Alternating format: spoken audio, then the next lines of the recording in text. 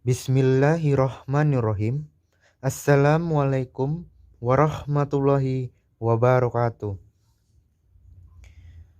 Saya Dedi Damhuri, kelas AKS 1D, mata kuliah Al-Quran.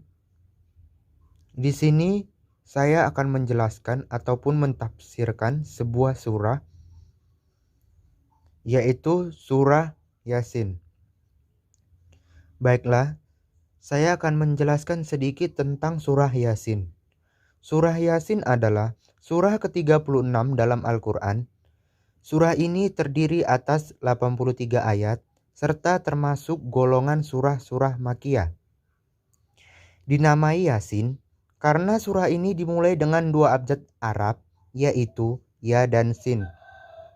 Sebagaimana halnya arti tersembunyi huruf-huruf abjad Alif, Lam, Mim, atau Nun yang terletak pada permulaan beberapa surah dalam Al-Quran, maka demikian pula arti Yasin yang termasuk dalam kategori ayat mutasyabihat. Baiklah, langsung saja saya akan membacakan surah yang pertama. Yasin, yang artinya Yasin. Dalam buku tafsir Syekh Muhammad bin Shalih Al-Utsaimin dalam kitab tafsirnya menjelaskan tentang penjelasan bahwa Al-Quran yang melemahkan manusia bukanlah suatu hal yang baru dari lisan orang-orang yang menentang dakwah Nabi Muhammad SAW, melainkan huruf-huruf yang sering mereka rangkai dalam perkataan mereka. Hal itu ditunjukkan oleh firman-Nya, Yasin. Oleh karena itu, tidaklah huruf-huruf hijaiyah itu datang pada permulaan surah, melainkan biasanya datang setelahnya penyebutan tentang Al-Quran. Surah kedua, Wal Qur'anil Hakim, yang artinya demi Al-Quran yang penuh hikmah. Pujian atas Al-Quran bahwa dia penuh hikmah menurut tiga segi, yaitu bijaksana dalam urutan-urutannya, hikmah di dalam hukum-hukumnya, dan bijaksana dalam uslubnya. Surah yang ketiga, Innaka laminal mursalin, yang artinya sungguh engkau Muhammad adalah salah seorang dari Rasul-Rasul. Perhatian akan penetapan risalah Nabi SAW karena Allah Ta'ala bersumpah atasnya. Sesungguhnya kamu salah seorang dari Rasul-Rasul.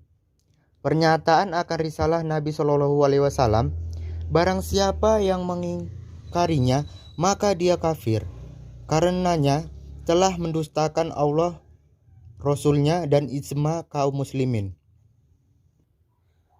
Penetapan Rasul-Rasul, dan sesungguhnya ada banyak Rasul selain Muhammad SAW, karena Allah berfirman yang artinya salah seorang dari Rasul-Rasul,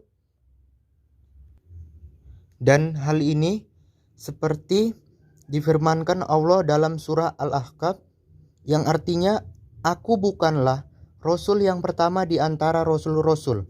Surah yang keempat, Ala siratim mustaqim,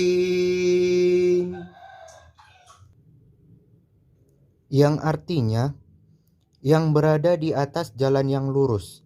Sesungguhnya apa saja yang dibawa oleh Nabi SAW adalah jalan yang lurus. Sedangkan jalan yang menyelisih syariat pasti di dalamnya terdapat keburukan dan penyimpangan sesuai dengan kadar penyelisihannya terhadap syariat Nabi. Surah yang kelima, Tanzilal Azizir Rahim, yang artinya sebagai wahyu yang diturunkan oleh Allah yang Maha Perkasa, Maha Penyayang. Sesungguhnya Al-Quran diturunkan dari sisi Allah Subhanahu wa Ta'ala. Allah Ta'ala berfirman, yang diturunkan oleh Yang Maha Perkasa lagi Maha Penyayang. Dan Al-Quran adalah firman Allah, bukan makhluk. Penetapan Al-Aziz dan Ar-Rahim sebagai dua nama di antara nama-nama Allah, penetapan sifat yang terkandung di dalamnya, juga penetapan pengaruh yang terkandung di dalam nama Ar-Rahim, yakni hikmah-hikmah, dan yang terkandung di dalam nama Al-Aziz, yakni keperkasaan. Sekian tafsiran dari saya, Didi Damhuri. Lebih dan kurangnya saya mohon maaf. Wassalamualaikum warahmatullahi wabarakatuh.